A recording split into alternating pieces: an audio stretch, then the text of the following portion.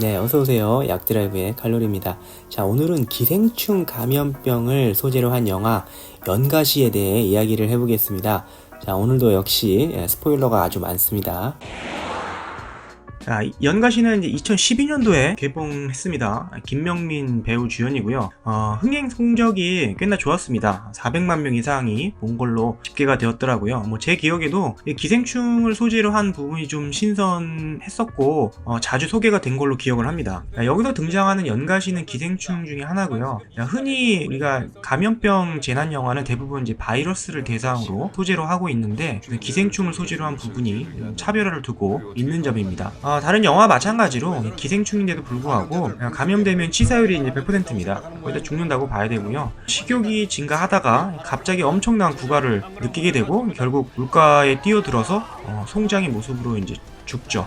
영화에서는 한 100만 명 정도의 예상 감염자가 발생했다고 나오고 한 3,000명 정도 사망한 걸로 나옵니다. 자, 이런 끔찍한 기생충으로 등장하는 연가시는 실제로 존재하는지에 대해 아마 그 당시에도 많이들 궁금해하시고 찾아보셨을 거라고 생각을 합니다. 연가시는 실제로 존재하고요. 곤충을 숙주로 삼는 기생충입니다. 곤충에게 감염이 돼서 영화에서처럼 이제 곤충이 물가로 가고 싶도록 만듭니다. 영화에서는 이제 극도의 구가를 느끼니까 이제 물속으로 뛰어들었는데요. 이 곤충도 실제로 목이 말라서 가는지는 잘 모르겠지만 아무튼 물가로 뛰어들게 만듭니다. 이제 이런 걸 조작가설이라고 하는데요. 뇌에 어떤 신호를 보내서 행동을 조작하는 거죠. 사실 아직까지는 어떻게 그렇게 하는지는 정확하게 알려져 있지는 않습니다. 자, 연가시는 일반적으로 개꽃 같은 물에 이제 모기 같은 유충 몸에 들어가서 모기가 될 때까지 기다립니다. 모기가 이제 밖으로 나와서 돌아다니다가 육식곤충, 사마귀나 귀뚜라미 같은 육식곤충에게 먹히게 되면은 자연스럽게 이 육식곤충, 그러니까 원래의 숙주의 몸으로 들어가는 거죠. 그러면 그제서야 이제 성충 연가시로 자랍니다. 그리고 다 자라면 다시 이 육식곤충을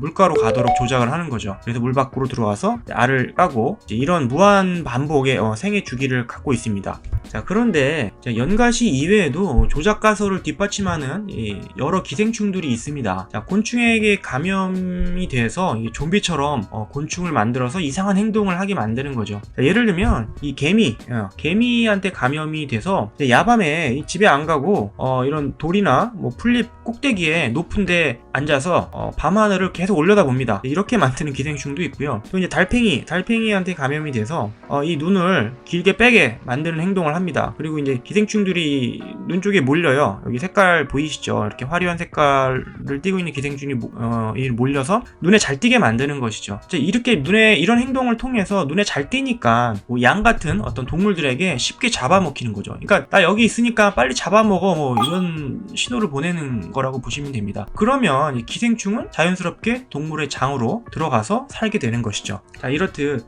연가시처럼 조작가설을 뒷받침하는 여러 가지 기생충들이 실제로 존재합니다. 자, 이번 영화는 이제 기생충을 영화로 소재로 하잖아요. 일반적으로 이제 바이러스나 이런 소재를 많이 사용하는 이유는 이제 빠르게 전파시키기 때문에 공포감을 유발하지 않습니까? 이런 것들이 이제 영화에 좀 필수적인데 코로나나 인플루엔자 바이러스 같은 경우는 호흡기로 전파가 되니까 빠르게 전파될 수 있죠. 아니면 좀비로 변해서 탄 사람을 쫓아다니는 물어서 전파시키기도 하죠. 자, 그리고 이제 변종이라 치료제도 없죠. 하지만 이제 기생충은 그럴 수 없기 때문에 바이러스와 같지 않기 때문에 처음에 이제 기생충 영화라고 들었을 때 어떻게 전파를 시켰는지 하는 궁금증이 있었습니다. 그 영화에서는 이런 점을 이제 충족시키기 위해서 두 가지 설정을 만든 걸로 보여지고요. 먼저 이제 비리 제약회사가 등장을 합니다. 여기서는 이제 연가시의 어떤 조작가설, 아까 말씀드린 이것을 이용을 해서 의약품을 제작하려고 이 연가시 유전자 조작을 실시를 합니다. 그래서 이제 동물에서도 살 수 있는 동물을 숙주로 하는 변종 연가시를 만들어내는 거죠. 그러니까 이제 원래 만약에 연가시가 사람 장에 들어가도 살지 못하는데 가능하게 만든 거라고 보시면 됩니다. 바이러스는 유전자가 이제 간단하고 이 세대가 짧아서 변종이 엄청 많이 생깁니다. 하지만 이 기생충은 바이러스 비해 굉장히 고등 생물이기 때문에 세대를 거치면서 자연적으로 변종이 생기는 게 굉장히 오래 걸린다고 봐야 됩니다. 그래서 이제 인위적으로 변종을 만들었다는 설정을 좀 넣어줬고요. 두 번째로 이 기생충은 전파가 안 되잖아요. 기생충이 곤충처럼 기어다니거나 날아다녀서 사람 몸속에 들어가 들어갈 수는 없으니까 한꺼번에 어떤 시점에서 단체로 감염되었다는 설정을 줬습니다. 영화에서는 여름에 계곡에 놀러간 사람들이 계곡물에 있는 연가시 유충을 먹고 감염된 걸로 나옵니다. 그러니까 여름에 놀러가서 감염이 된 다음에 가을에 모두 갑자기 동시다발적으로 증상이 발생한 거죠. 그런데 이제 여기서 좀 생각해 볼 것은 예상 감염자가 이제 100만 명이라고 나옵니다. 자, 그러면 이 한 시즌에 그 계곡물에 몸을 담근 사람이 모두 감염되었다 하더라도 이렇게 많은 사람이 계곡에 놀러 가나 이런 생각을 좀 해봤고요. 그보다 이제 영화에서 이제 제약회사 사람들이 연가시 유충을 계곡에 이제 방류하는 모습이 나옵니다. 자, 그러면 이 사람들이 전국의 모든 계곡을 오염시키기 위해서 방방곳곳 전국의 유명한 계곡을 모두 돌아다녔다는 이야기인데 인력이 엄청 많은 건 아닌 것 같고 또 몇 군데 오염시키진 않았을 거잖아요. 100만 명 감염자가 나올 거면 그만큼 사람들이 특정 계곡에 다녀왔겠습니까? 그래서 이런 부분들, 그리고 또 계곡이 또 흐르는 물이잖아요. 그쵸? 이런 여러 가지 상황을 좀 봤을 때 현실적으로 좀 불가능한 설정이 아니었나, 100만 명은 좀 너무 많지 않았나 이런 생각을 좀 해봤습니다. 그리고 이제 연가시를 잡는 구충제가 등장을 합니다. 바로 이제 윈다졸이라는 구충제인데요. 여기 약에 보시면 이제 알벤다졸이라는 성분이 들어있는 구충제라고 나옵니다.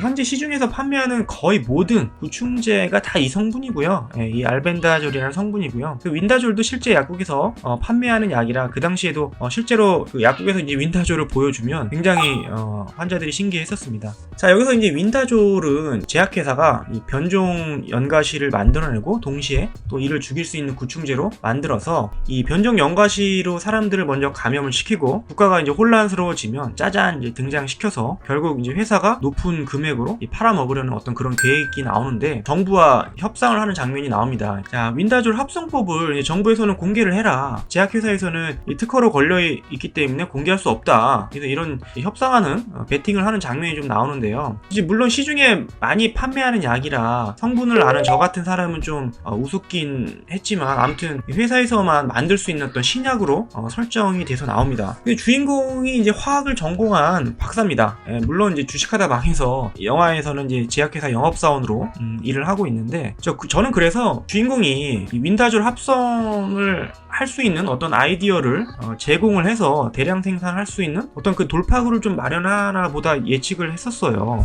그런데 이 고작 알아낸 게 그 약 성분이 같으면 약의 모양에 상관없이 같은 효과를 만들어낸다는 사실이었거든요. 이미 원료는 엄청 많이 있었던 거예요. 이게 무슨 어이없는 발견입니까? 그렇잖아요. 예를 들어서 이제 제가 쿠키 사진을 같이 좀 올렸는데 쿠키를 만들 때도 같은 원료로 별 모양을 만들든 동그란 모양을 만들든 물론 이게 뭐 초콜릿이 좀 들어가거나 뭐 하면은 좀 맛이 달라지긴 하겠지만 그렇지 않고 모양만 바꾼다고 해서 맛이 달라지진 않지 않습니까? 약으로 설명을 하더라도 뭐 예를 들면 비타민C라고 해볼까요? 비타민C를 이렇게 정제로 만들든 캡슐로 만들든 동그랗게 만들든 하트 모양으로 만들든 약 효과는 당연히 똑같죠. 그러니까 합성법을 공개하라고 협상하는 정부의 그런 모습이 나온다고 말씀드렸잖아요. 이 장면 도대체 왜 나온 건가요? 그러니까 합성법이라는 거는 어떤 원료, 성분을 어떻게 만들어내는지에 대한 거잖아요. 그쵸? 그렇기 때문에 저는 이 부분이 너무 황당했고 너무 웃겼습니다. 그래서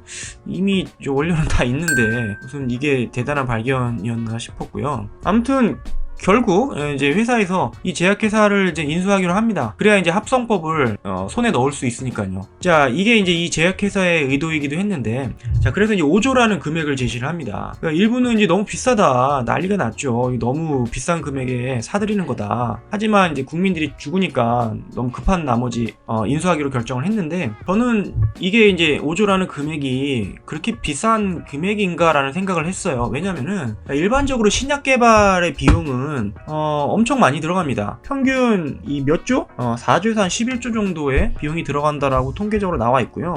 기간도 짧아야 10년, 한 20년 정도는 걸려야 신약으로서 우리가 팔 수가 있는 겁니다. 그러니까 엄청난 비용과 시간이 들어가는 거죠. 그래서 이제 세계적인 다국적 제약기업도 신약 개발하다가 한 두세 개 연달아 실패하면은 회사가 아주 휘청거리거든요. 그 정도로 돈이 많이 들어가기 때문에 자, 영화에서 이제 제약회사도 물론 이제 의도적으로 변종 연가시 때문에 이 약을 만들어낸 거긴 하지만 어쨌든 신약으로 만들어서 허가받고 시중에 이제 팔았잖아요. 자, 그러면 엄청난 비용이 들어갔을 겁니다. 있습니다. 회사 입장에서 보면은 본전 뽑으려면 5조 정도 금액은 저는 충분히 제시할 수 있다라고 생각을 했고요. 그리고 이제 기존과 좀 다른 성분의 구충제인 이제 윈다조를 개발해서 이제 판매를까지 했잖아요. 신약 개발이라고 볼 수 있는데 저는 이 부분도 좀 너무 웃겼어요. 왜냐면은 구충제 한 알에 보통 이제 몇백 원 합니다. 그쵸? 예, 보통 한 알에 한 500원 정도 시중에서 판매를 하고 있는데, 그리고 이미 좀 저렴하고 또 효과가 좋은 구충제들이 이미 있어요. 몇십 년 동안 써온 구충제가 있습니다. 뭐 옛날에는, 아주 옛날에 한 3, 40년 전에 아주 옛날에는 이런 콤바트린 이런 구충제가 있었대요. 이제 이런 게 뭐 한 번에 뭐 5개인가 여러 개를 먹어야 되고 또 효과도 그렇게 좋지 않아서 아마 이 초콜릿 모양으로 만든 것 같아요. 한꺼번에 여러 개를 먹어야 되니까, 또 애들도 먹어야 되니까 초콜릿 맛으로 만든 것 같은데, 이미 이제 알벤다졸 아까 말씀드린 현재 먹고 있는 구충제로 한 20, 30년 전에 개발돼서 바뀌었고 지금까지 쓰이고 있어요. 다른 약이 나온 게 없어요. 그러니까 워낙 효과 좋고 싸기 때문에 신약 개발된 게 없다는 거죠. 아무튼 100원짜리 구충제를 이제 신약 개발했다라는 게 좀 저는 너무 웃겼고요. 이 바보가 아닌 이상 절대 있을 수 없는 일이죠. 자, 이 영화는 그 윈다졸 제품을 만드는 조화제약에서 후원을 했다라고 합니다. 찾아보니까 한 5천만 원 정도 한 걸로 나오더라고요. 영화 이후에 이제 윈다졸의 매출이 확 오른 것 같지는 않고요. 구충제를 예전만큼 이렇게 챙겨 먹는 시대도 아니고, 요즘은 특히 뭐 20, 30대는 구충제 거의 잘 안 먹잖아요. 그쵸? 그래서 이제 영화를 본 다음에 호기심에 사서 먹어보는 정도였던 것 같고요. 설령 뭐 인기가 많아서 영화를 본 사람들이 구충제를 다 사 먹었다 하더라도 한 알에 얼마나 남을까요? 한 100원 정도 남을까요? 이런 제품을 뭐 많이 팔아봤자 큰 매출을 기대하긴 좀 어려웠을 거라고 생각을 합니다. 물론 뭐 이 조화제약이라는 회사를 알리는 게 목표였다면 굉장히 성공한 듯 하고요. 자, 이 사진은 이제 마지막 장면인데요. 이 후속편을 예고한 것인지 뭐 어떤 의도인지는 잘 모르겠습니다만, 개인적으로 이제 연가시 같이 좀 다양한 소재의 감염병 재난 영화가 나오기를 기대해 보겠습니다. 감사합니다.